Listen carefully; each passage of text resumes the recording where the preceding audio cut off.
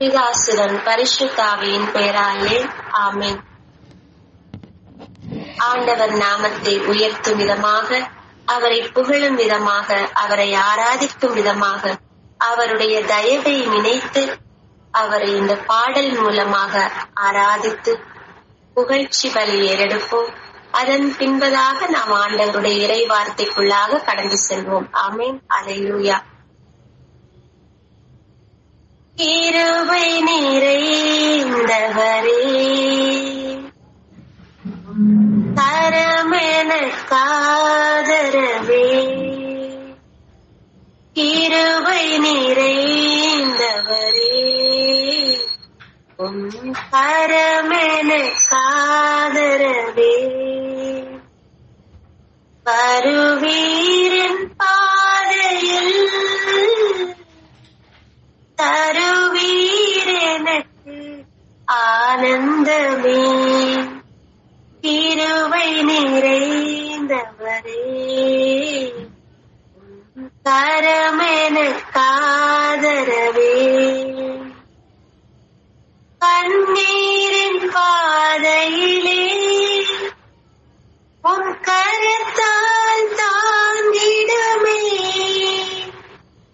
கண்ணீரின் பாதையிலே உன் கரத்தால் தாங்கிடுமே, நெருக்கத்தின் நேரத்திலே எனக்காக நீர் நின்றிடுமே, என் நெருக்கத்தின் நேரத்திலே துணையாய் நீர் நின்றிடுமே, கிருபை நிறைந்தவரே, கரமெனக்காதரவே.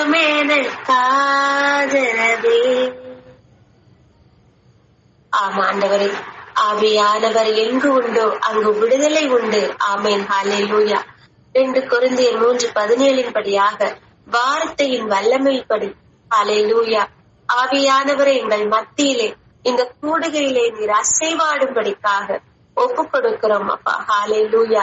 நன்றி ஆண்டவரே, இந்த களிமண்ணை கொண்டு நீர் செய்யவிருக்கின்ற அப்பா அரிய பெரிய செயல்களுக்காக உமக்கு நன்றி செலுத்துகிறேன் ஆண்டவரே. இந்த அடிமையும் கொண்டு அப்பா நீர் எடுத்து பயன்படுத்த போகிற மகா கிருபைக்காக நன்றி அப்பா. விடுதலை பயணம் 4:12 படியாக நானே உன் நாவில் இருப்பேன், நீ பேச வேண்டியதை உனக்கு கற்பிப்பேன். ஆமென். ஹல்லேலூயா. வார்த்தையின்படியாக என்னை ஆசீர்வதிப்பவரே உமக்கு நன்றி செலுத்து. அடிமையை மறைத்து நீர் வெளிப்பட போகிற மகா கிருபைக்காக நன்றி செலுத்துகிறேன் தந்தையே. இந்த 1 மணி நேரத்தையும் தேவரை பொறுப்பெடுத்துக் கொள்ளுங்கப்பா. என்னுடைய வார்த்தைகளும் சுய பலத்தாலும் மனித வார்த்தைகளாக அல்லாமல் இறை வார்த்தைகளாக அப்பா உம்முடைய வார்த்தைகளாக என்னுடைய நாவிலிருந்து பிறப்படுத்த நீர் கிருபை செய்யும்படிக்காக ஒப்பு கொடுக்கிறேன் தந்தையே. நான் நானாகவே வந்திருக்கிறேன் தந்தையே. நீர் உமக்கேற்ற முறையில் இந்த களிமண்ணை எடுத்து வனைந்து பயன்படுத்தி கொள்ளும்படிக்காக உமது கரங்களிலே தாழ்த்தி ஒப்பு கொடுக்கிறேன் தந்தையே. பொறுப்பெடுத்துக் கொள்ளுங்க. இந்த கூடுகையில் வந்திருக்கின்ற ஒவ்வொருவரையும் பாதத்திலே ஒப்பு கொடுக்கிறேன் சுவாமி. ஒவ்வொருவரையும் ரோமேர் 8:30 படியாக நீர் பெயர் சொல்லி முன்குறித்து தேர்ந்தெடுத்து அப்பா உமது அருகாமையில் அழைத்து வந்த ஒவ்வொருவருக்கும் வேண்டிய இறை வார்த்தைகளை அப்பா இன்றைய நாளில் நீர் கொடுத்து ஆசீர்வதிக்க போகிற மகா கிருபைக்காக உமக்கு நன்றி செலுத்துகிறேன் அப்பா. என்னாலே அல்ல அப்பா, உம்மாலே எல்லாம் ஆகும். என் சித்தம் அல்ல, உன் சித்தப்படியே அனைத்தும் நிகழக்கடுவதாக அப்பா ஒப்பு கொடுக்கிறேன். என்னை மறைத்து நீர் வெளிப்படுவீராக. எல்லா துதியும் கனமும் மகிமையும் ஒருவருக்கு மட்டுமே செலுத்துகிறேன் அப்பா தந்தையே. என் ஜெபம் கேளும் ஜீவனும் பரிசுத்தமும் உள்ள நல்ல தந்தையே. ஆமேன், ஆமேன், ஆமேன். எல்லாரும் நல்லா இருக்கீங்களா? ஆண்டவருடைய கிருபையால இருக்கிறதுனாலும் நல்லா சிஸ்டர் எல்லாம் நல்லா இருக்கும் சிஸ்டர். நீங்க நல்லா இருப்பீங்க நாங்க விசுவாசிக்கிறோம். ஆமென். ஆமென். நல்லா இருக்கு ஆண்டவருடைய கிருபையால். உடம்பு நல்லா இருக்காங்க சிஸ்டர்? ஆமென். என்ன சிஸ்டர் உடம்பு நல்லா இருக்குங்களா? நல்லா இருக்கேன் சிஸ்டர், நல்லா இருக்கேன். நல்லா இருக்கு. நன்றி. அனைவருடைய ஜெபத்திற்காகவும் கோடி நன்றி. ஆண்டவர் இயேசுவின் பெயரால் உங்கள் ஒவ்வொருவருக்கும் வாழ்த்துக்கள். அன்பார்ந்த சகோதர சகோதரிகளே, கடந்த இறைச்செய்தி, அதாவது நான் கடைசியா உங்களிடத்தில் வரும் பொழுது கொடுத்த அந்த இறைச்செய்தியானது உங்களுடைய நினைவிற்கு வருகிறதா? அல்லேலூயா. இயேசுவே தாவீதின் குமாரனே, எங்கள் மீது இரக்கம் வையும். நினைவுக்கு வருதா அன்பார்ந்தவர்களே? இல்ல சிஸ்டர், நீங்க ஏதாவது கொடுங்க. வரல. அல்லேலூயா. அன்பார்ந்தவர்களே, ஆண்டவருடைய வார்த்தைகள் சொல்கிறது, எதற்காக அதை நான் விதைக்கின்றேனோ அது முளையரும்பி வளரும் என்று சொல்லுகிறார். ஆமென். ஹல்லேலூயா. அதிகாரம் 10-11 இறை வார்த்தை ஒருவர் எடுத்து வாசிப்போம். எசாயா 55 அதிகாரம் 10-11 வசனங்கள் நமக்கு சொல்கின்றது. ஹல்லேலூயா. நன்றி இயேசு. எசாயா 55 அதிகாரம் 10-11. மழையும் பனியும் வானத்திலிருந்து இறங்கி வருகின்றன. அவை நிலத்தை நனைத்து முளை அரும்பி வளரச் செய்து விதைப்போருக்கு விதையையும் உண்போருக்கு உணவையும் கொடுக்காமல் அங்கு திரும்பி செல்வதில்லை. அவ்வாறே என் வாயிலிருந்து புறப்பட்டு செல்லும் வாக்கும் இருக்கும். அது என் விருப்பத்தை செயல்படுத்தி எதற்காக நான் அதை அனுப்பினேனோ அதை நிறைவேற்றாமல் வெறுமையாய் என்னிடம் திரும்பி வருவதில்லை. ஆமேன். ஹல்லேலூயா. ஹல்லேலூயா. ஆமேன். ஹல்லேலூயா. அப்ப வார்த்தையின்படி பார்க்கின்ற பொழுது இயேசுவில் அன்பார்ந்தவர்களே, கடைசியாக நாம் கேட்ட இறைச்செய்தி வார்த்தைகள் நம் உள்ளத்தில் விதைக்கப்பட்டது நிஜம். ஆனால் அந்த வார்த்தைகள் முளை அரும்பி வளராமல் இருக்கிறது என்றால், என்னுடைய இறை வார்த்தைகள் ஆண்டவர் என் மூலம் தந்த இறை வார்த்தைகள் பயனற்றதாய் போய்விடும். இயேசுவில் அன்பார்ந்தவர்களே, கடந்த இறைச்செய்தியில் ஒரு முக்கியமான ஒரு வார்த்தை, அதாவது நீங்கள் ஞாபகத்திற்கு வைத்திருப்பீர்கள் என்று நினைத்தேன். பரவாயில்லை, ஆண்டவருக்கு நன்றி. உன்னை கொண்டும் அற்புதங்கள் நடக்கும், உலகமே உன்னை பார்த்து வியக்கும். சொன்னேன் நான் பார்ந்தவர்களை இந்த வார்த்தை உங்களோடு சொன்னீங்க சிஸ்டர். ஆமென். ஆமென். பார்ந்தவர்களே, நாம் யார் என்பது முக்கியமல்ல, நாம் எப்படிப்பட்டவர்கள் என்பது முக்கியமல்ல, மற்றவர்களுடைய பார்வையில் நாம் எப்படிப்பட்டவர்களாக இருக்கிறோம் என்பது முக்கியமல்ல, என் ஆண்டவர், நம் ஆண்டவர் பார்வையில் நாம் எப்படிப்பட்டவர்களாக இருக்கிறோம் என்பதுதான் முக்கியம். ஆமென். அல்லேலூயா. அதுதான் வசனங்கள் சொல்கிறது. எசாயா 43 அதிகாரத்திலே நாம் வாசிக்கிறோம் 4வது வசனத்திலே, என் பார்வையில் நீ விலையேற பெற்றவள் என்று. ஆமென். அல்லேலூயா.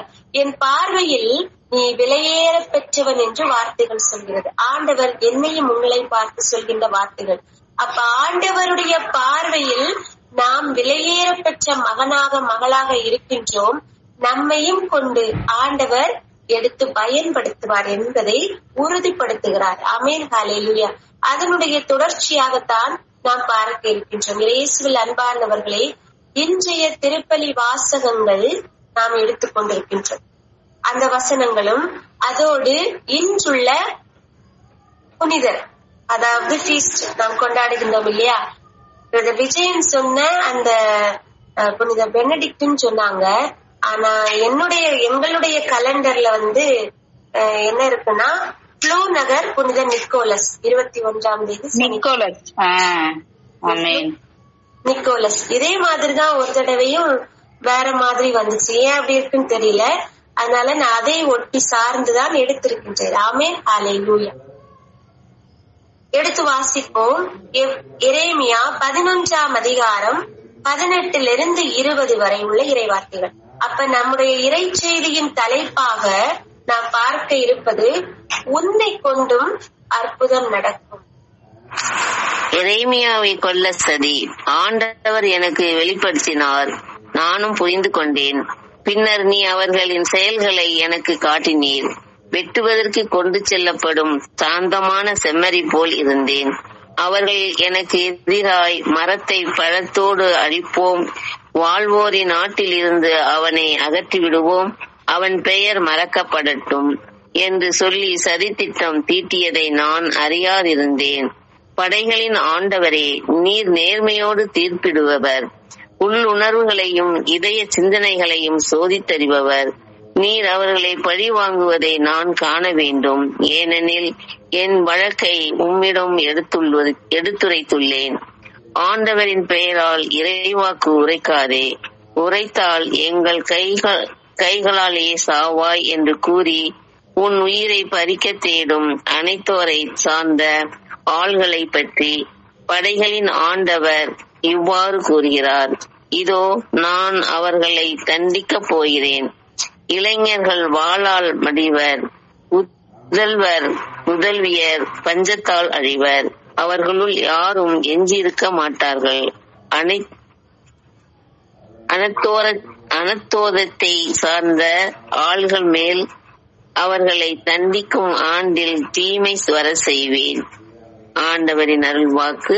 இறைவா உமக்கு நன்றி. ஆமென், ஆமென், ஹல்லேலூயா. அப்ப எரேமியா 11ஆம் அதிகாரம் 18 23 வரை உள்ள இறை வார்த்தைகளை வாசிக்கின்ற பொழுது, அன்பார்ந்தவர்களை, என்னோடு ஆண்டவர் இடைப்பட்டு உணர்த்தின ஒரு வார்த்தையானது எரேமியா 11ஆம் அதிகாரம் 22வது இறை வார்த்தை. அதாவது எரேமியா 11ஆம் அதிகாரம் 21வது இறை வார்த்தை. அந்த வார்த்தை என்னை மிகவும் உந்துதலோடு எனக்கு உணர்த்தலாகப்பட்டது. ஆண்டவரின் பெயரால் இறைவாக்கு உரைக்காதே, உரைத்தால் எங்கள் கைகளாலே சாவா என்று கூறி உன் உயிரை பறிக்க தேடும் அனத்தோத்தை சார்ந்த ஆட்களை பற்றி ஆண்டவர் கூறுவது அப்படி என்று சொல்லப்பட்டு, தொடர்ந்து 22வது வசனத்திலே படைகளின் ஆண்டவர் கூறுகிறார்: இதோ நான் அவர்களை தண்டிக்க போகிறேன். அல்லேலூயா. அப்ப அன்பார்ந்தவர்களே, ஆண்டவருடைய இறை ஊழியர்களுக்கு எதிராக எழும்புகின்ற யாராக இருந்தாலும் அவர்களை ஆண்டவர் தண்டிப்பது நிச்சயம். ஆமென், அல்லேலூயா. இத நீங்க நம்புறீங்களா? Amen. Praise the lord. Hallelujah. Praise the lord. எல்லாரும் இருக்கீங்களா? Praise lord sister. Praise Lord.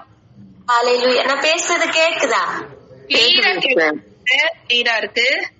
இல்ல, எல்லாரும் அமைதியா இருந்த உடனே கேட்கலையோன்னு நினைச்சேன். அல்லேலூயா. நன்றி இயேசுவே.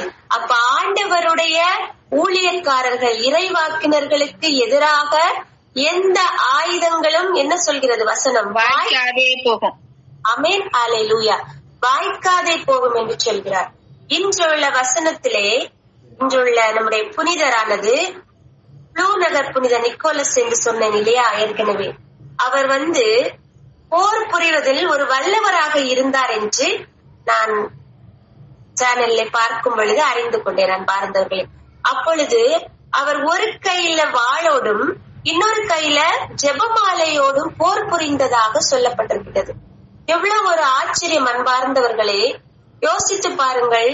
ஆண்டவரை நம்பி இருக்கின்ற ஒவ்வொருவரும் அவரை சார்ந்துதான் இருக்கின்றார்கள் என்பதற்கு இந்த ஆயுதங்கள் உறுதிப்படுத்துகின்றது அன்பார்ந்தவர்களே. ஒரு கையில் வாளோடும் இன்னொரு கையில் என்னவா அன்பார்ந்தவர்களே? ஜெபமாலையோடு போர் தொடுத்தார் என்று சொல்லப்பட்டிருக்கின்றது. அந்த சமயத்தில் அவருக்கு ஒரு காட்சி தோன்றியதாக சொல்லப்பட்டிருந்தது. ஒரு குதிரை ஒரு லீலி மலரை மென்று முழுங்குவது போன்ற ஒரு காட்சியை கண்டாராம். அன்பார்ந்தவர்கள், அந்த காட்சியை கண்டதிலிருந்தே இவர் அந்த காட்சியை குறித்து சிந்தித்து சிந்தித்து சிந்தித்து பலவாறு என்ன செய்தார்? அவருடைய உள்ளமானது அனைத்தையும் துறந்து ஜெப வாழ்வை மேற்கொண்டார் என்று சொல்லப்பட்டது. பல ஆண்டுகள் அன்பார்ந்தவர்களை, பல ஆண்டுகள் நற்கருணையை மட்டுமே உண்டு உயிர் வாழ்ந்ததாக சொல்லப்பட்டிருந்தது அன்பார்ந்தவர்களை. நற்கருணையை மட்டும் உயிர் வாழ்ந்ததாக இந்த ப்ளூ நகர் புனித நிக்கோலஸை பற்றி சொல்லப்பட்டிருக்கிறது. அன்பார்ந்தவர்களே, இவருடைய அந்த வாழ்க்கை வரலாறு கண்டு ஒவ்வொருவருடைய புனிதர்களுடைய ஒவ்வொருவருடைய இறைவாக்கினர்களுடைய வாழ்வாதாரத்தை அவர்கள் பார்த்து ஒரு புனித நிலைக்கு அவர்கள் அடைகிறார்கள் என்றால், அன்பார்ந்தவர்களே, தேர்ந்து தெளிவதும் கவனம் சிதறாமல் ஒன்றில் ஊன்றுவதும். எப்படி? தேர்ந்து தெளிவதும் கவனம் சிதறாமல் ஒன்றில் ஊன்றுவதும் ஆன்மீகத்திற்கும் அடித்தளம், அன்றாட வாழ்விற்கும் அடிப்படையாக இருப்பதை சொல்லப்பட்டது. அப்ப நம்முடைய தேர்ந்து தெளிகின்ற அந்த கவனம் சிதறாமல் இருக்கின்ற அதுவும் ஒன்றில் ஊன்றுவதும் ஆன்மீகத்திற்கும், ஆன்மீக வழிக்கும், நம்முடைய அன்றாட வாழ்விற்கும் அடிப்படையாக இருப்பதை பார்க்க முடிகின்றது. அன்பார்ந்தவர்களே, இவருடைய வாழ்வானது எப்படிப்பட்ட வாழ்வாக இருந்ததை கண்டு திருத்தந்தை 12ஆம் பத்திநாதர் மே மாதம் 15ஆம் நாள் இவரை புனிதராக திருநிலைப்படுத்தினார் என்று நாம் பார்க்கிறோம். ஆமென், ஹல்லேலூயா. அப்ப அன்பர்களே, இந்த புனித நிலையானது இவரை ஒரு மறுரூபம் அடைந்ததாக நாம் பார்க்க முடிகின்றது. ஒரு நற்கருணையை மட்டுமே உண்டு உயிர் வாழ்ந்ததாக சொல்லப்படுகிறது. 1 ஆண்டு 2 ஆண்டு அல்ல அன்பார்ந்தவர்களே, பல ஆண்டுகள் என்று சொல்லப்பட்டது. பல ஆண்டுகள் இந்த நற்கருணையை மட்டுமே உயிர் வாழ்ந்தார் என்று இந்த வார்த்தைகளை கேட்கின்ற பொழுது, அன்பார்ந்தவர்களே, உங்களுக்கு இந்த விவிலியத்திலே யாராவது நினைவுக்கு வருகின்றார்களா? பிரைஸ் தி லார்ட், ஹல்லேலூயா. மத்தேயு 4ஆம் அதிகாரம் 4வது வசனத்திலே நாம் பார்க்கிறோம், மனிதர் அப்பத்தினால் மட்டுமல்ல கடவுளின் வாய்ச்சொல் ஒவ்வொன்றாலும் உயிர் வாழ்வர் என்று சொல்லப்பட்டிருக்கிறது. ஆமென், ஹல்லேலூயா. அப்ப இந்த வார்த்தைகள் நம்மை உயிரோடு வாழச் சொல்கின்றது. வார்த்தை தான் மனுவெடுத்தது என்று யோவான் 1ஆம் அதிகாரம் 14வது இறை வார்த்தையிலே நாம் வாசிக்கிறோம். வாக்கு மனிதரானார், நம்மிடையே குடிக்கொண்டார் என்று. ஆமென், ஹல்லேலூயா. அந்த வார்த்தை மனிதமானது. அந்த அப்பத்தை உண்ணுகின்ற பொழுது அந்த வார்த்தை தான் அவர் எடுத்துக்கொள்கிறார். வார்த்தை தான் அதற்கு சமம். வார்த்தை தான் மனிதரானார், அந்த வார்த்தை தான் அப்பமாக இருக்கின்றார். ஆமென், ஹல்லேலூயா. அதை மட்டுமே உண்டு பல ஆண்டுகள் வாழ்ந்ததாக நாம் புனித புளூநகர் புனித நிக்கோலஸை பற்றி பார்த்தோம். அவருடைய வாழ்வாதாரத்திலே அப்படி வாழ்ந்ததாக நாம் பார்க்கின்றோம். மோசேயை எடுத்துக்கொள்வோம் அன்பார்ந்தவர்களே. 40 நாட்கள் அவர் உண்ணவும் இல்லை அருந்தவும் இல்லை என்று விவிலியத்திலே நாம் வாசிக்கிறோம். அந்த வார்த்தைகள் இடம்பெற்றிருக்கிறது, அது உண்மை. 40 நாட்கள் அவர் உண்ணவும் இல்லை அருந்தவும் இல்லை என்றால் அவர் எப்படி உயிர் வாழ்ந்திருக்க முடியும் அன்பார்ந்தவர்களே? சற்று சிந்தித்து பார்ப்போமே. எப்படி பல ஆண்டுகள் ஆண்டவருடைய நற்கருணையை மட்டுமே உண்டு உயிர் வாழ்ந்தார் என்று சொல்லப்பட்டதோ, அதே போன்ற அன்பார்ந்தவர்களே, ஆண்டவருக்கென்று ஆண்டவரது பணிக்கென்று வாழ்ந்த மோசேயும் கூட ஆண்டவருடைய வார்த்தைகளை அவர் அருகாமையில் அமர்ந்து கொண்டு கேட்டு அதை ஏற்றுக்கொண்டு அதையே பெற்றுக்கொண்டதால் 40 நாட்களும் அவரோடு இருந்ததால் அவர் உண்ணவும் இல்லை அருந்தவும் இல்லை, அவர் உயிர் வாழ்ந்தார். இயேசுவில் அன்பார்ந்தவர்களே, எப்பொழுது ஆண்டவரோடு நாம் இணைந்திருக்கின்றோமோ, அவரோடு ஒன்றித்திருக்கின்றோமோ, மரியாவோ நல்ல பங்கை தேர்ந்து கொண்டாள் என்று நாம் பார்க்கிறோம் இல்லையா? மார்த்தாவும் தான் நல்ல பங்கை தேர்ந்து கொண்டார். ஆனால் அன்பார்ந்தவர்களே, 2 பேருக்கும் உள்ள வித்தியாசங்கள் நமக்கு தெரியும். அவர் உலக போக்கிலான காரியத்தில் மும்முரமாக பரபரப்பாக இருந்து கொண்டார். ஆனால் தேவைப்படுவது ஒன்றே என்று ஆண்டவர் ஒரு வார்த்தையில் சொல்லி மார்த்தாவுக்கு புரிய வைத்து, இந்த உலக காரியங்கள் அல்ல, ஆண்டவருடைய திருப்பாதம், அவருடைய இறை வார்த்தைகள் ஒன்றே போதுமானது, அதுவே நமக்கு வாழ்வளிக்கும் ஊற்றானது என்று கற்றுத்தந்ததை நாம் பார்க்கிறோம். ஆமென், ஹல்லேலூயா. அப்ப அன்பார்ந்தவர்களே, ஒரு மருத்துவமனைக்கு நாம் போகின்றோம், நமக்கு உடல் நிலை குறைவாக வருகின்றது என்றால் மருத்துவரை நாடி செல்கிறோம். அவர்கள் மெடிசின் மருந்துகளை நமக்கு தருகின்றார், அதை எடுக்கின்றோம். அந்த நோயானது நம்மை விட்டு விலகி ஓடுகின்றது. ஆனால் அதே நோயானது திரும்ப வராமல் இருக்கிறதா? இது சொல்லுங்க அன்பார்ந்தவர்கள். இப்ப ஒரு காய்ச்சலுக்காக மருத்துவரை நாடுகிறோம், டேப்லெட் மெடிசன் மருந்துகளை எடுத்துக்கொள்கிறோம். அதே காய்ச்சலானது மறுபடியும் திரும்ப நமக்கு வருகிறதா இல்லையா? வருகிறது. வராது என்று எவராலும் சொல்ல முடியாது. மறுபடியும் மீண்டும் வருகிறது. ஆனால் ஆண்டவருடைய வார்த்தைகளை எவள் ஒருவர் எடுத்துக்கொள்கிறார்களோ அந்த வார்த்தை நம் உள்ளத்துக்குள் சென்று அந்த வார்த்தை நிச்சயமாக அந்த வார்த்தைக்கு ஏற்ற ஆசீர்வாதத்தை நிச்சயமாக அது தரும். அது மறுபடியும் திரும்ப எடுக்கப்பட மாட்டாது. இதை நம்புகிறீர்களா அன்பார்ந்தவர்களே? ஆமென், நம்புகிறேன் சிஸ்டர். அல்லேலூயா. அப்ப வார்த்தைகள் முக்கியம். ஆண்டவருடைய இறை வார்த்தைகளை ஒவ்வொரு இறைவாக்கினர்களும் புனிதர்களும் அவர்கள் உள்வாங்கிக் கொண்டார்கள், எடுத்துக்கொண்டார்கள். அந்த வார்த்தை அவர்களை வாழ்வித்தது என்று நாம் பார்க்கிறோம். திருப்பாடல்கள் 36:9 எடுத்து வாசிப்போம். திருப்பாடல் 36:9 வசனம் சொல்கிறது, வாழ்வு தரும் ஊற்று உம்மிடம் உள்ளது. ஆமென், ஹல்லேலூயா. வாழ்வு ஊற்று உம்மிடமே உள்ளது என்று சொல்லப்பட்டிருக்கிறது. அப்ப வாழ்வு நமக்கு எங்க உள்ளது அன்பார்ந்தவர்களே? இந்த உலகத்திலேயா? ஆண்டவரோட. அவர்தான் நமக்கு வாழ்வு தரும் ஊற்றாக இருக்கின்றார். அன்பார்ந்தவர்களே, அதுவரை அந்த வாழ்வானது அந்த விபச்சார பெண்மணி இடத்தில் இல்லை. எப்பொழுது ஆண்டவருடைய வார்த்தைகள் அந்த பெண்மணியை சென்று சேர்ந்ததோ, எப்பொழுது அந்த வார்த்தைகளை அந்த பெண்ணானவள் பெற்றுக் கொண்டாளோ, அப்பொழுதிலிருந்து அவளுக்கு வாழ்வு வந்தது. யோவான் 4:14 இறைவார்த்தை எடுத்து வாசிப்போம். யோவான் 4:14 இறைவார்த்தை எடுத்து வாசிப்போம்.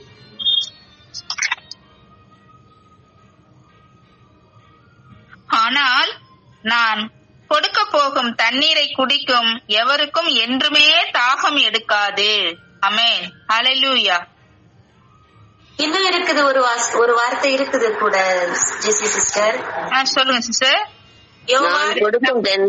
நான் கொடுக்க போகும் தண்ணீர் அதை குடிப்பவருக்குள் பொங்கி எழும் ஊற்றாக மாறி நிலைவாழ்வு அளிக்கும் என்றார். ஆமென், ஆமென், ஹல்லேலூயா, ஹல்லேலூயா. கொடுக்க போகும் தண்ணீரை குடிக்கும் எவருக்கும் என்றுமே தாகம் எடுக்காது, என்றுமே தாகம் எடுக்காது. எப்பொழுது மருத்துவரை சென்று மாத்திரைகளையும் விட்டமின்களையும் எடுத்துக்கொள்கிறோமோ அது திரும்ப தாகம் எடுக்கும். அன்பார்ந்தவர்களே, வார்த்தைகள், ஆண்டவருடைய வார்த்தைகளை எடுத்துக்கொள்கிற ஒவ்வொரு ஆணுக்கும் பெண்ணுக்கும் ஒவ்வொருவருக்கும் மறுபடியும் தாகம் எடுக்காது.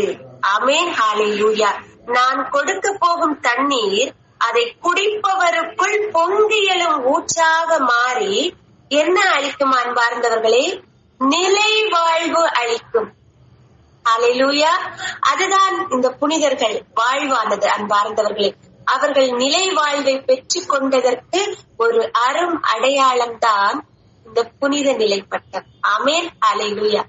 நாமும் அன்பார்ந்தவர்களே, உன்னை கொண்டும் அற்புதங்கள் நடக்கும் என்று சொன்ன ஆண்டவர், என்னை கொண்டு இந்த களிமண்ணை கொண்டு இறைவார்த்தை அறிவிக்க வைத்த ஆண்டவரால் உங்களையும் கொண்டு ஆண்டவரால் பயன்படுத்த முடியுமா? முடியாது அன்பார்ந்தவர்களே? முடியும். அப்ப ஆண்டவருடைய வார்த்தைகளை எடுத்துக்கொள்கின்ற சொல்லுகின்ற ஒவ்வொரு இறைவாக்கினர்களுக்கும் தீங்கிழைக்கிற எவராகிலும் அவர்களுக்கு எதிராக ஆண்டவரே போர் புரிகிறார். விடுதலை பயணம் 14:14 வாசிக்கிறோம், ஆண்டவரே எனக்காக போரிடுவார், நான் அமைதியா இருப்பேன். அப்ப அப்படிப்பட்ட பிள்ளைகளுக்கு எதிராக எழும்புகின்ற எல்லா ஆயுதங்களுக்கு எதிராக யார் நிற்கின்றார் அன்பார்ந்தவர்களே? ஆண்டவரே. ஆண்டவரே போர் புரிவார் என்று விவிலியத்திலே நாம் வாசிக்கிறோம். ஆமென், ஹல்லேலூயா, ஹல்லேலூயா. 75 எடுத்து வாசிப்போம். திருப்பாடல் 75. திருப்பாடல் 105ங்களா? ஆமென். ஹalleluya. திருப்பாடல் 75. 105 ஹalleluya. நன்றி இயேசு. 45 வரைக்கும் தானே இருக்கு திருப்பாடல் 105ல. 75 சகோதரி. திருப்பாடல்கள் 105 75 சொல்கிறது. இல்லையே, 75 இல்ல சிஸ்டர், 45 தான் இருக்குது சிஸ்டர். நீங்க 75 சொல்றீங்க. 105 தான். நன்றி.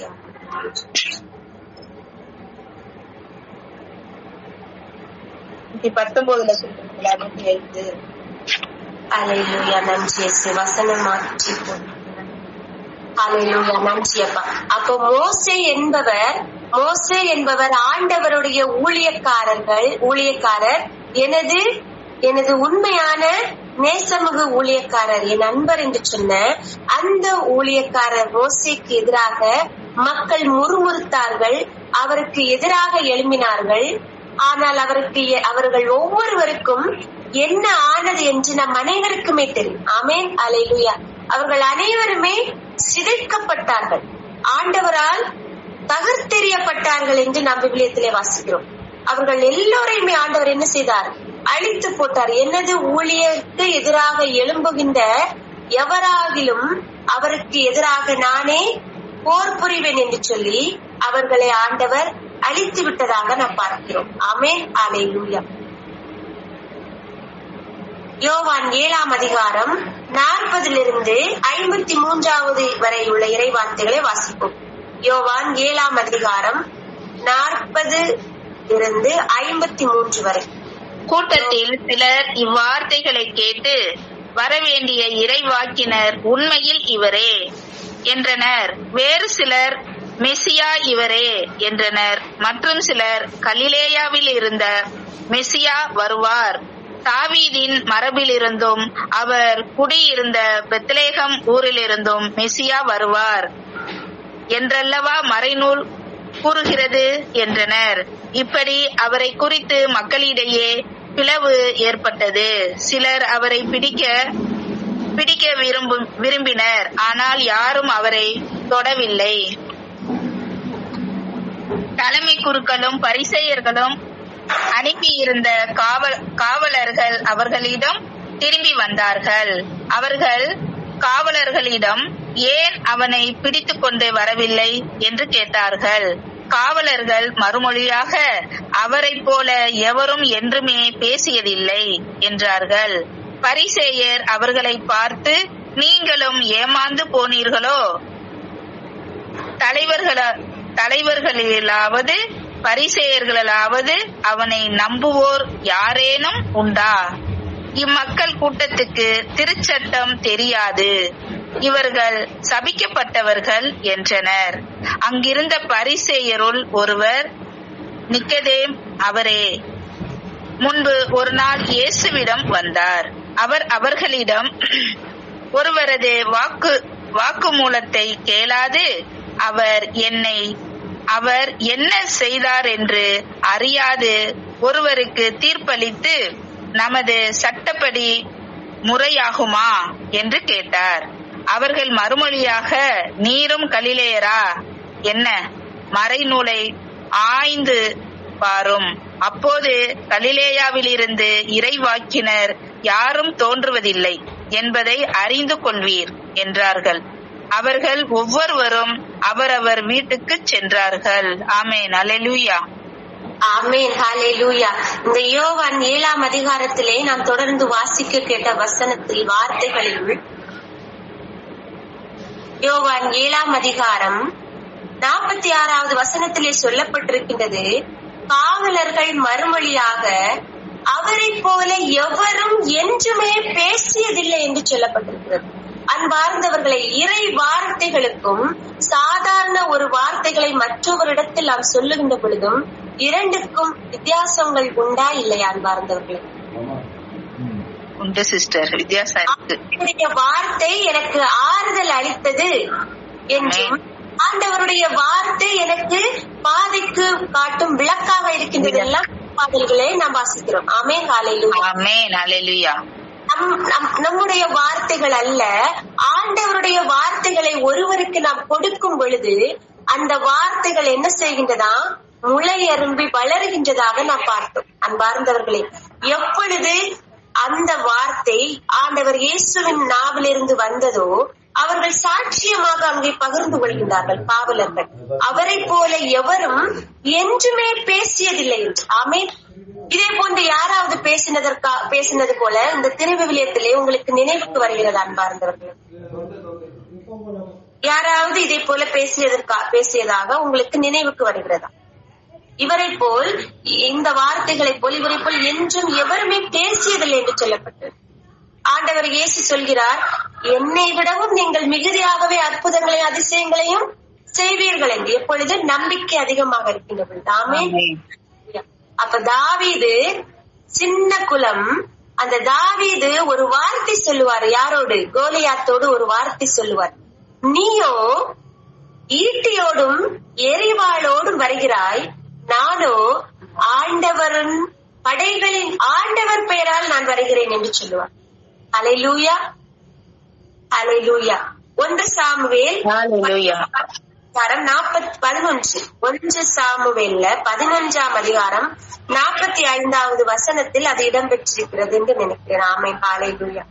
அந்த வார்த்தைகள் மிகவும் ஒரு அற்புதமான வார்த்தை அன்பார்ந்தவர்களே. 45வது வசனம், நீயோ ஈட்டியோடும் எரிவாளோடும் வருகிறாய், நானோ நீ இகழ்ந்த படைகளின் கடவுளாகிய ஆண்டவரின் பெயரால் வருகிறேன் என்று சொல்லுவார். ஆமென். அப்ப அந்த வார்த்தைகள் இப்பொழுது புரிகிறதா? இரண்டுக்கும் வித்தியாசம் அன்பார்ந்தவர்களே. ஆண்டவருடைய வார்த்தைகளுக்கு அவ்வளவு பலம், அவ்வளவு ஒரு சக்தி. ஆண்டவருடைய வார்த்தை வாழ்வளிப்பதாக இருக்கின்றன. 1 சாமுவேல் 11ஆம் அதிகாரம்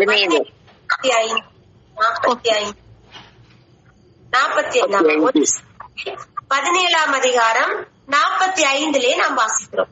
1 சாமுவேல் 17ஆம் அதிகாரத்துல 45வது வசனத்திலே நாம் வாசிக்கிறோம்.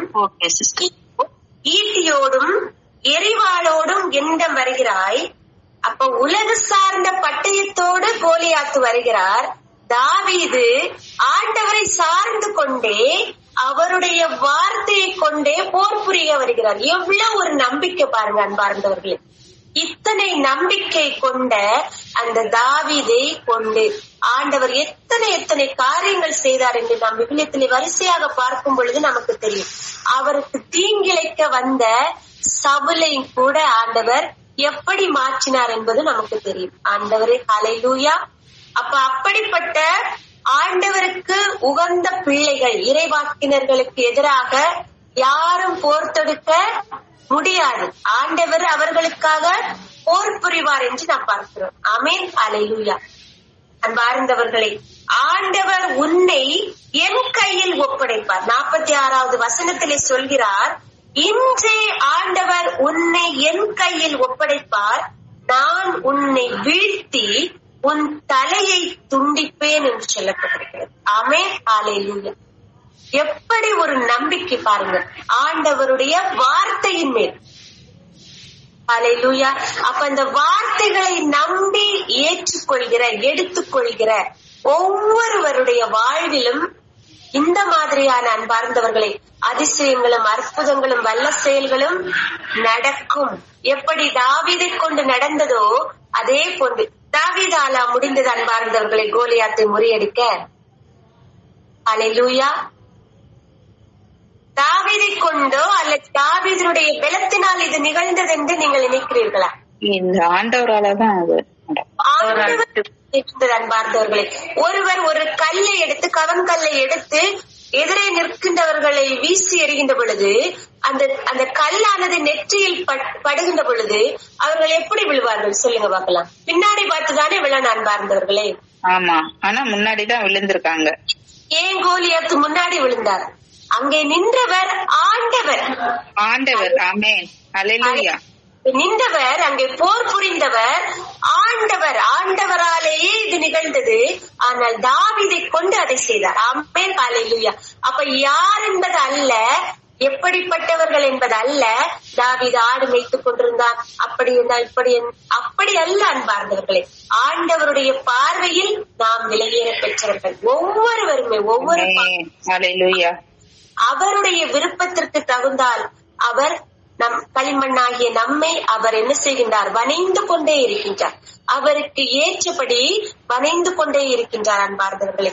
அப்படி வணைந்து அந்த வணைதலுக்கு நாமும் இணைகின்ற பொழுது, நாமும் அந்த வணைதலுக்கு ஏற்றபடி நாம் இருக்கின்ற பொழுது அன்பார்ந்தவர்களே, ஒரு இறைவாக்கினர்களாக எழுந்து ஜொலித்து ஒரு புனிதராக நாம் நிலை வாழ்வை பெற முடியும் என்று இவர்களுடைய வாழ்வாதாரம் நமக்கு எடுத்து காட்டுகிறது அன்பார்ந்தவர்களே. என்னுடைய ஒரு காரியத்தை உங்களோடு பகிர்ந்து கொள்கிறேன் அன்பார்ந்தவர்களே.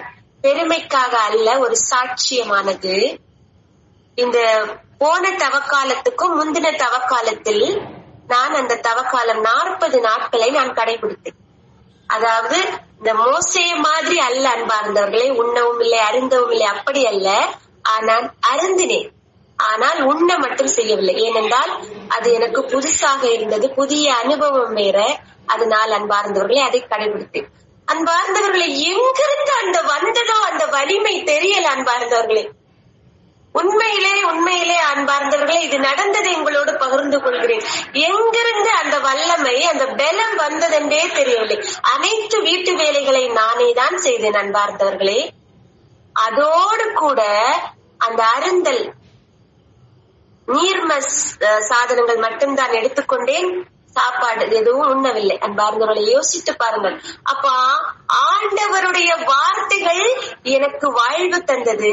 அந்த வார்த்தைகள் என் தாகத்தை தணித்தது, என் பசியை அது போக்கியது.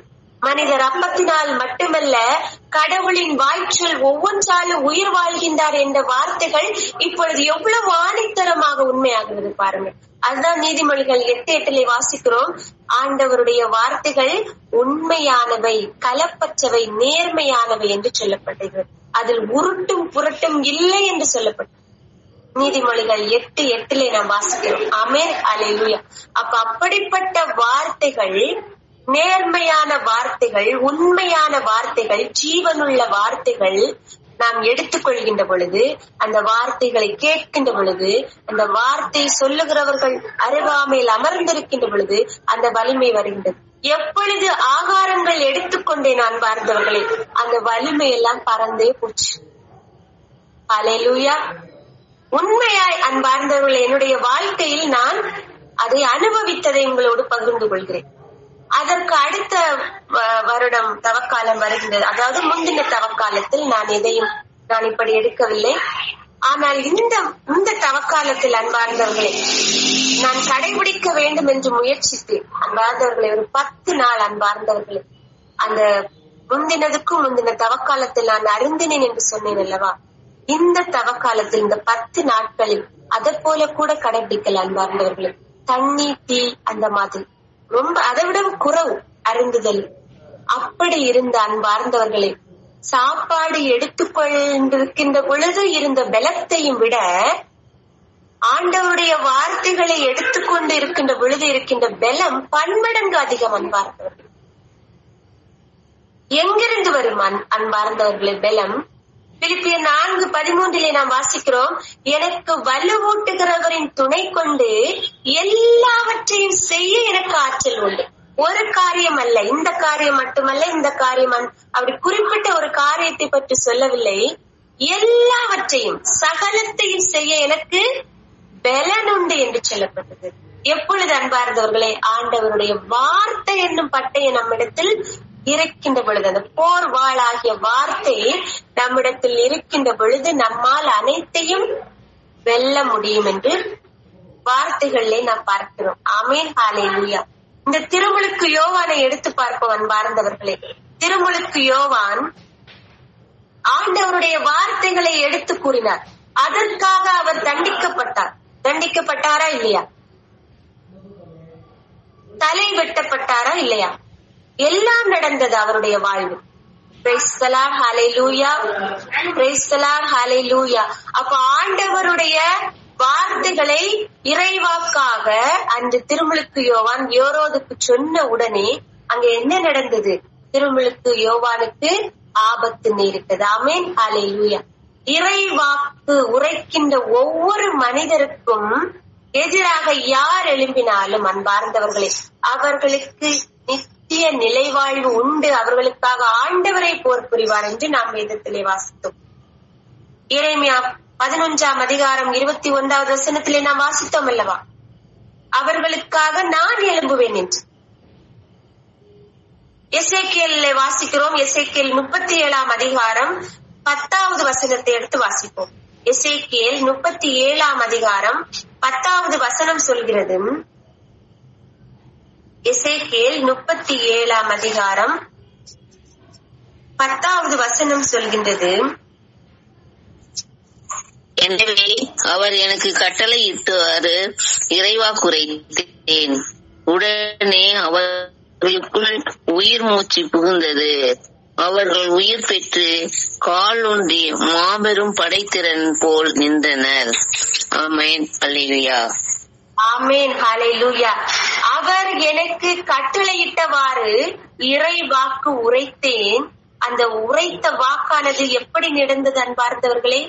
அந்த எலும்புகளுக்குள் உயிர் மூச்சு புகுந்து அவர்கள் உயிர் பெற்று காலூன்றி மாபெரும் ஒரு படைத்திறல் போல் நின்றார்கள் என்று விவிலியத்திலே வாசிக்கிறோம். எசேக்கியேல் 37ஆம் அதிகாரம் 12வது இறைவார்த்தை தொடர்ந்து வாசிக்கின்ற பொழுது, நீ இறைவாக்கு உரைத்து அவர்களிடம் சொல்லி, எனவே இறைவாக்கு உரைத்து அவர்களிடம் சொல், தலைவராய் ஆண்டவர் கூறுவது இதுவே, என் மக்களே, இதோ நான் உங்கள் கல்லறைகளை திறக்கப் போகிறேன். உங்களை உங்கள் கல்லறைகளில் நின்று மேலே கொண்டு வருவேன். உங்களுக்கு இஸ்ரேல் நாட்டை திரும்பி கொடுப்பேன். ஆமென், அல்லேலூயா. ஆமென், ஹல்லேலூயா.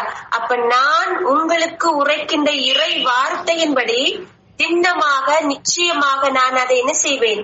நிறைவேற்றி முடிப்பேன் என்று சொல்கிறார். ஆமென், ஹல்லேலூயா. 2 அரசர்கள் 9ஆம் அதிகாரம் 7வது வசனம் சொல்கிறது. 2 அரசர்கள் 9ஆம் அதிகாரம் 7வது வசனம். 2 அரசர்கள் நூலிலே நாம் வாசிக்கிறோம். 9ஆம் அதிகாரம். உன் தலைவன் ஆகாபின் குடும்பத்தை நீ அழிக்க வேண்டாம். இங்கனம் இசபேலால் சிந்தப்பட்ட என் ஊழியரான இறைவாக்கினரின் இரத்தத்திற்கும் ஆண்டவராகிய என் எல்லா அடியவர்களின் இரத்தத்திற்கும் நான் பழி வாங்குவேன். ஆமென், அல்லேலூயா. ஆமென், ஹல்லேலூயா. அப்போ என்னுடைய ஊழியக்காரரான இறைவாக்கினரின் இரத்தத்திற்கும் ஆண்டவராகிய என் எல்லா அடியவர்களின் இரத்தத்திற்கும் நான் என்ன செய்வேன்? நிச்சயமாக நான் பழி வாங்குவேன் என்று சொல்கிறார். ஆமென், ஹல்லேலூயா. அப்ப ஆண்டவருடைய இறை வார்த்தைகளை துணிவாக, துணிச்சலோடு, கம்பீரத்தோடு, பலத்தோடு, ஆண்டவர் தந்த பலத்தோடு, போர்வாள் என்ற பலத்தோடு, வார்த்தை என்ற பட்டயத்தோடு தொடர்ந்து ஆண்டவருடைய வார்த்தைகளை உங்க நாவால், உங்கள் வீடுகளில் இருந்து உங்கள் பிள்ளைகளுக்கு, உங்கள் அருகாமையில் அக்கம் பக்கங்களை சந்திக்கின்ற ஒவ்வொருவரிடத்திலும் இறை வார்த்தைகளை நீங்கள் விதையாக விதைக்கின்ற பொழுது அன்பார்ந்தவர்களே, உங்களுக்கு எதிராக யாரும் எழும்ப முடியாது. அன்பார்ந்தவர்களே, அந்த வார்த்தைகள் நீங்கள் எதற்காக கூறினீர்களோ அது உங்களுடைய வார்த்தைகள் அல்ல அன்பார்ந்தவர்களே, அது ஆண்டவருடைய வார்த்தைகள். அந்த வார்த்தைகளை எப்பொழுது நீங்கள் விதைக்கிறீர்களோ அந்த வார்த்தைகள் நிச்சயமாக அது என்ன செய்யும்? முளையரும்பி வளரும் என்று சொல்லப்பட்டிருக்கு. ஆமென், அல்லேலூயா. அன்பார்ந்தவர்களை, தானியேலை எடுத்து பார்ப்போம். அவரை எதற்காக சிங்கக்குகையை தள்ளினார்கள்? அவர் ஆண்டவரை துதித்ததற்காக. 3 வேளையும் அவர் ஆண்டவரை வணங்கி துதித்ததற்காக. ஆண்டவருடைய இறை வார்த்தைகள் அவர்கள் எல்லோருக்கும் எதிராக அவர்கள் நினைத்ததன் நிமித்தம் அங்கே சிங்கக்குகையில் தள்ளப்பட்டதை நாம் பார்க்கிறோம். தானியேல் நூலிலே நாம் வாசிக்கிறோம் 6ஆம் அதிகாரத்திலே. உன்னை விடுவித்தாரா? நீ வழிபடுகின்ற உன் கடவுளாகிய ஆண்டவர் உன்னை விடுவித்தாரா என்று அங்கே கேட்கின்றார் அன்பார்ந்தவர்கள் அந்த அரசர். என் ஆண்டவர் என்னை விடுவிப்பார் என்று நான் நம்புகிறேன் அன்பார்ந்தவர்களே. அதே போன்று தானியேல் சொன்ன வார்த்தை போன்ற அன்பார்ந்தவர்களே, நீங்கள் எப்பொழுது மனிதர் மேல் நம்பிக்கை வைக்காமல் ஆண்டவர் மீது நம்பிக்கை வைப்பீர்களோ அன்பார்ந்தவர்களே, அந்த வார்த்தை, அந்த நம்பிக்கை உங்களுக்கு ஜெயம் கொடுக்கும், விடுதலையை கொடுக்கும், சுகம் கொடுக்கும். அன்பார்ந்தவர்களை, கட்டுகளை உடைக்கும், தடைகளை உடைத்தெறியும். அன்பார்ந்தவர்களை, குறைவுபட்டதை நிறைவாக்கும். எவ்வளவோ இறை வார்த்தைகளை நாம் பார்க்கின்றோம் அன்பார்ந்தவர்களை. வார்த்தைகள் என்னவெல்லாம் செய்கின்றது, அது எலும்பு மூட்டு மச்சை வரைக்கும் அது ஊடுருவி பாய்கின்றது என்று இவரைய நாம் 4:12 நாம் வாசிக்கிறோம். ஹல்லேலூயா, ஹல்லேலூயா. அப்படிப்பட்ட வார்த்தைகள் மேல் அவர்கள் ஒரு பற்றோடு, நம்பிக்கையோடு அந்த வார்த்தையிலே அவர்கள் நிலைத்திருந்தார்கள். அந்த வார்த்தை அவர்களை என்ன செய்தது? அவர்களை மென்மேலும் மென்மேலும் ஆண்டவருக்குள்ளாக கொண்டு வந்ததை நாம் பார்க்கிறோம். தலைப்பிலே நாம் பார்த்தோம் அன்பார்ந்தவர்களே, உன்னை கொண்டும் அற்புதங்கள் நடக்கும் என்று. அன்பார்ந்தவர்களே, தாவீதை கொண்டு அற்புதம் நடந்தது. யோசித்து பாருங்கள், கிதியோனை கொண்டு அற்புதம் நடந்தது. தானியேல், எரேமியா, எசேக்கியேல், தாவீது, யோசித்து பாருங்கள் அன்பார்ந்தவர்களே, ஒவ்வொருவரையும் கொண்டு ஆண்டவர், எஸ்தர், யோசித்து பாருங்கள், ரூத், ஒவ்வொருவரையும் கொண்டு ஆண்டவர் எப்படி எடுத்து பயன்படுத்தினார். உன்னை கொண்டும் அற்புதங்கள் நடக்கும் என்று சொன்னபடியாக அன்பார்ந்தவர்களே, எரேமியா 51 நாம் வாசிக்கிறோம். 21, 22, 23 தொடர்ந்து நாம் வாசிக்கின்ற பொழுது, உன்னை கொண்டு குதிரையையும் குதிரை வீரனையும் நொறுக்குவேன், உன்னை கொண்டு தேரையும் தேரோட்டியையும் நொறுக்குவேன், உன்னை கொண்டு ஆணையும் பெண்ணையும் நொறுக்குவேன், உன்னை கொண்டு முதியோரையும் சிறுவரையும் நொறுக்குவேன், உன்னை கொண்டு இளைஞரையும் இளம்பெண்களையும் நொறுக்குவேன், உன்னை கொண்டு இடையரையும் அவர்களின் மந்தைகளையும் நொறுக்குவேன், உன்னை கொண்டு உழவரையும் அவர்களின் காளைகளையும் நொறுக்குவேன், உன்னை கொண்டு ஆளுநர்களையும் அதிகாரிகளையும் நொறுக்குவேன். ஆமென், ஹல்லேலூயா.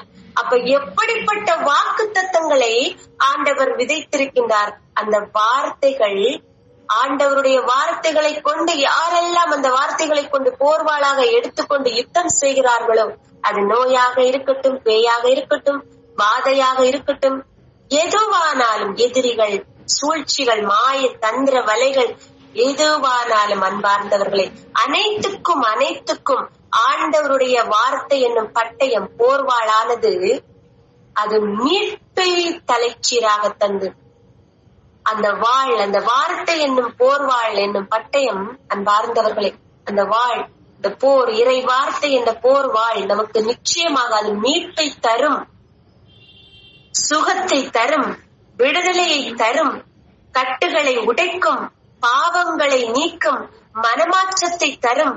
ஒவ்வொரு இறைவாக்கினர்களும் இதைத்தான் அன்பார்ந்தவர்களே, இதே வார்த்தைகள், ஆண்டவருடைய இயேசுவின் வார்த்தைகளை கொண்டு அவர்கள் யுத்தம் செய்தார்கள். புனித பேதுருவை எடுத்துக்கொள்ளுங்கள் அன்பார்ந்தவர்களே, அவர் சொன்னார், என்னிடத்தில் பொன்னோ வெள்ளியோ எதுவும் இல்லை, ஆண்டவர் இயேசுவின் நாமத்தினால் அவருடைய வார்த்தையை கொண்டு உனக்கு நான் கட்டளையிடுகிறேன், நீ எழுந்து நட என்று. ஆமென், ஹல்லேலூயா. ஒவ்வொருவரும் அந்த வார்த்தையை கொண்டு நலத்தை கொடுத்ததாக பார்க்கின்றோம். வார்த்தைகளை கொண்டு ஒரு யோனா அந்த நகரத்தை முழுவதுமே மீட்டெடுத்தார் என்று பார்க்கிறோம். ஹல்லேலூயா. அப்போது ஒரு வார்த்தையை கொண்டு ஒரு இஸ்ரவேல் ஜனங்களை அந்த எகிப்து தேசத்தில் இருந்து ஒரு ஒற்றை மனிதர் அன்பார்ந்தவர்களே, ஒரு ஒற்றை மனிதராக இருந்து இதை அனைத்தையும் செய்ய முடியும் என்று நீங்கள் நினைக்கிறீர்கள் அன்பார்ந்தவர்களே? எத்தனை எத்தனை எத்தனை மக்கள் அன்பார்ந்தவர்களே ஒரு ஒற்றை மனிதரை கொண்டு வழிநடத்த முடியும் அன்பார்ந்தவர்களே? ஒருபோதும் முடியாது. ஆனால் ஆண்டவர் சொல்கிறார், எனது பிரசன்னம் உன்னோடு செல்லும், நான் உனக்கு இளைப்பாறுதல் தருவேன். நீ என்னுடைய வார்த்தைகள் உனக்கு என்ன செய்யும்? உன்னை வழி நடத்தும், உன்னை தேற்றும், உனக்கு வழிகாட்டும். நான் உனக்கு கட்டளையிடுகிறேன், உன் கோலை கொண்டு அதை செய்ய. பார்த்தவர்களே, அந்த வார்த்தை அற்புதத்தை செய்தது, அடையாளத்தை நிகழ்த்தினது. அந்த வார்த்தை ஒவ்வொருவருக்கும் பசியை தீர்த்தது, தாகத்தை தீர்த்தது. ஒவ்வொரு வார்த்தைகளும் அன்பார்ந்தவர்களை, இயேசுவில் அன்பார்ந்தவர்கள், இறை வாக்கினர்கள் ஒவ்வொருவரும் இறை வார்த்தைகளை கொண்டுதான் அவர்கள் யுத்தம் செய்தார்கள். இறை வார்த்தை என்ற ஆயுதத்தை கொண்டுதான் அவர்கள் ஒவ்வொருவருமே ஜெயித்தார்கள் என்று நாம் பார்க்கிறோம். ஆண்டவர் இயேசுவை கூட எடுத்து பார்ப்பான். அன்பார்ந்தவர்களே, நாம் வாசிக்க கேட்டோம் அல்லவா? இந்த யோவான் 7ஆம் அதிகாரத்திலே 40 முதல் 53 வரை உள்ள வார்த்தைகளை நாம் வாசிக்க கேட்டோம். அங்கே என்ன சொல்லப்பட்டது அன்பார்ந்தவர்களே? அவரை போல எவரும் என்றுமே பேசியதில்லை.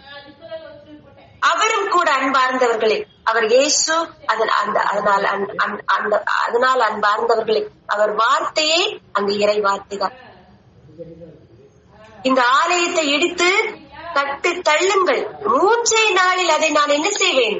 கட்டி எழுப்புவேன் என்று சொன்னார். ஒவ்வொருவருக்கும் அது ஒரு எதிரான வார்த்தைகளாக இருந்தது. அன்பார்ந்தவர்களே, இறை வார்த்தையை இந்த பட்டய போர்வாளை நாம் எடுத்துக் கொள்கின்ற பொழுது நாமும் இறைவாக்கினர்களாக எழுந்து பிரகாசிக்க முடியும். அந்த வார்த்தைகள் நம்மையும் என்ன செய்யும்?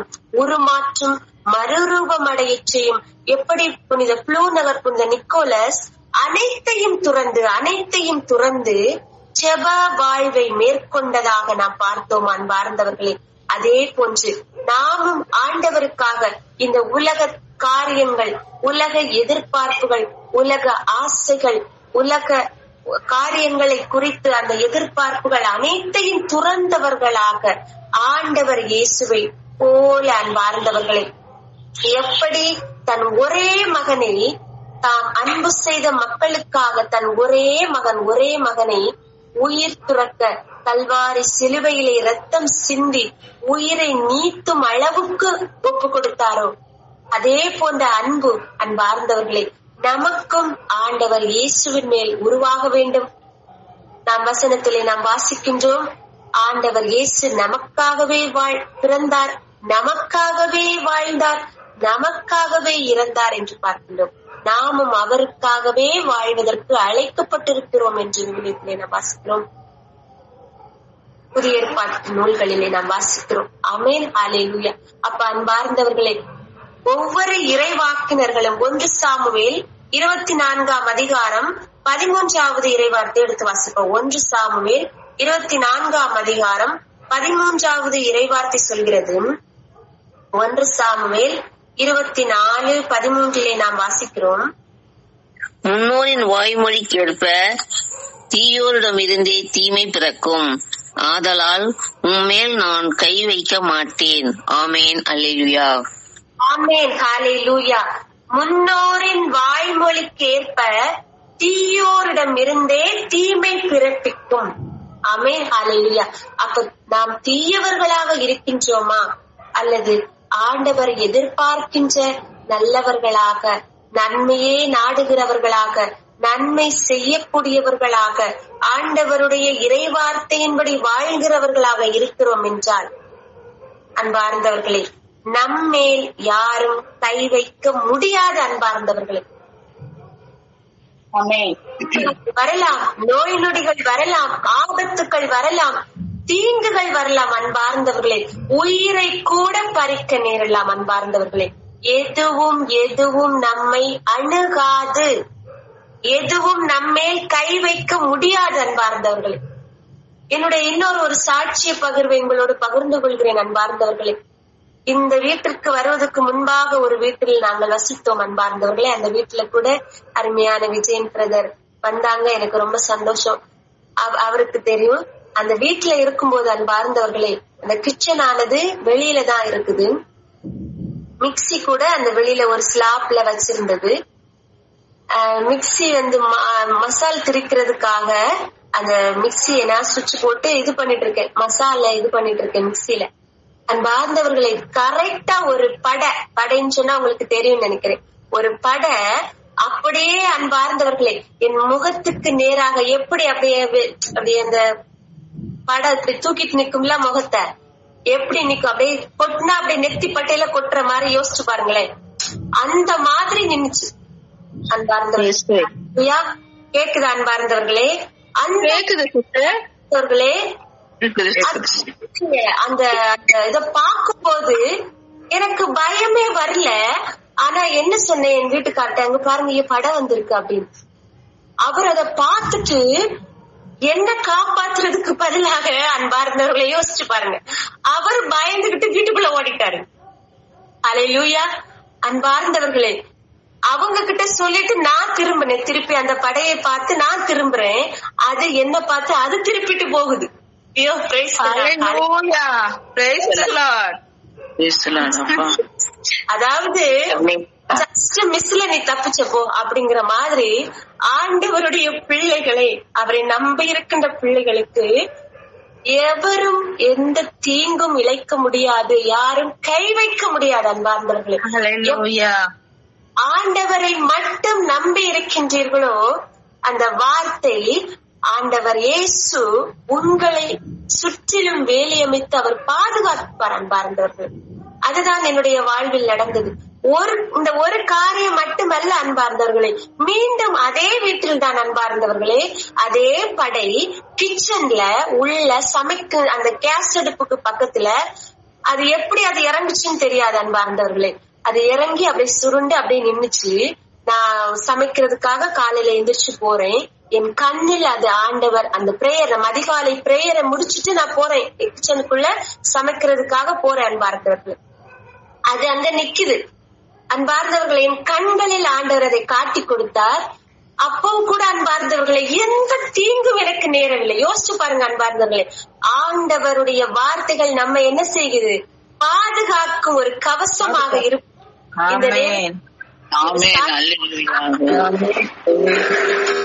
பார்ந்தவர்களே, அந்த இன்னொரு தடவை ஒரு படை, அதே ஆனா கொஞ்சம் கொஞ்சம் வித்தியாசமா இருந்துச்சு. அது பாக்க எனக்கு கண்டுபிடிக்க தெரியாது அது என்ன படைன்னு.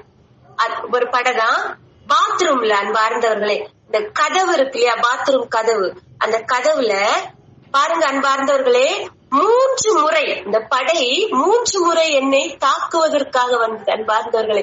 எந்த வலு சர்ப்பங்களும் உன்னை தீண்டாது. ஆமென்.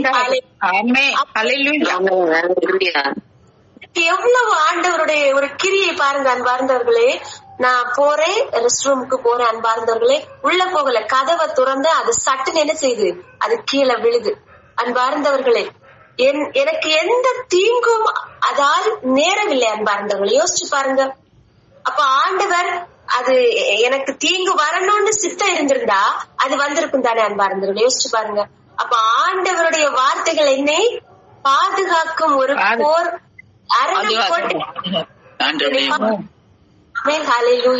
கடவுளுக்கு நன்றி.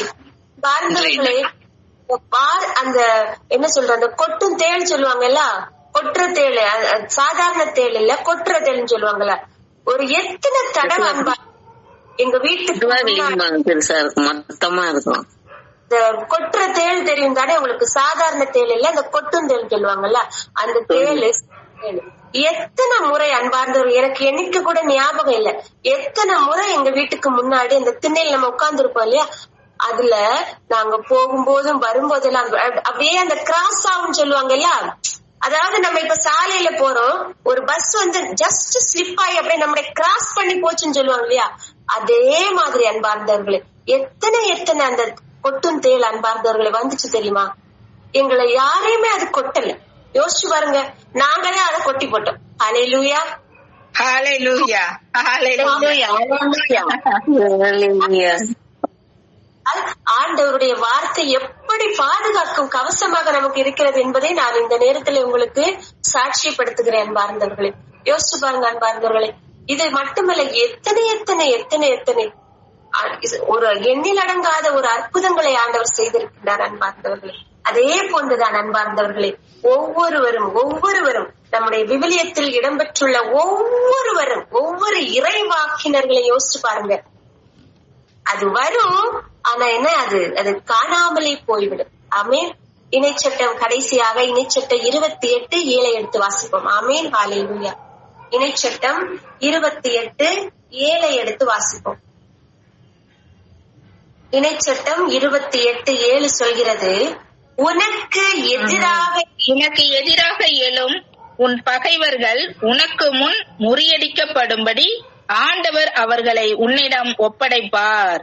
அவர்கள் ஒரு வழியாய் உனக்கு எதிராக வருவார்கள், ஆனால் 7 வழியாய் உன் கண்களுக்கு முன்னே ஓடி போவார்கள். ஆமென், ஹல்லேலூயா, ஹல்லேலூயா. எழுவார்கள், வரும், பட வரும், தேள் வரும், கொட்டும் தேள் வரும், என்னெல்லாம் வருமோ எல்லாமே மனுஷங்கள் மூலம் வரலாம், யார் மூலமாகவும் வரலாம். அன்பார்ந்தவர்களே, எப்பொழுது எவன் எவள் ஒருத்தி ஆண்டவருடைய வார்த்தைகளை பிடித்தமாக நம்பிக்கையாக கால் ஊன்றி நிற்கிறார்களோ அவர்களுக்கு ஆண்டவரே போர் புரிவார். ஆண்டவரே அவர்களுக்கு எதிராக வருவார், போர் புரிவார். ஆமென் ஆமென் ஆமென். எனக்கும் அந்த மாதிரி போர் புரிஞ்சிருக்காரு. ஆமென் ஹல்லேலூயா. பாதுகாக்கும் அந்த வார்த்தைகள் நம்மை பாதுகாக்கும். ஆமென். கண்களை மூடுவோம், நாம் ஜெபிப்போம். ஆமென் ஹல்லேலூயா. ஸ்தோத்திரிக்கிறோம் ஆண்டவரை, நன்றி செலுத்துகிறோம் அப்பா. இந்த களிமண்ணை கொண்டு அப்பா இந்த 1 மணி நேரம் நீர் வணைந்து கொண்டதற்காக உமக்கு நன்றி செலுத்துகிறேன்ப்பா. எந்த ஒரு தகுதியும் இல்லை அப்பா, எதுவும் இல்லை அப்பா, ஒன்றும் இல்லாதவள் ஆண்டவரே.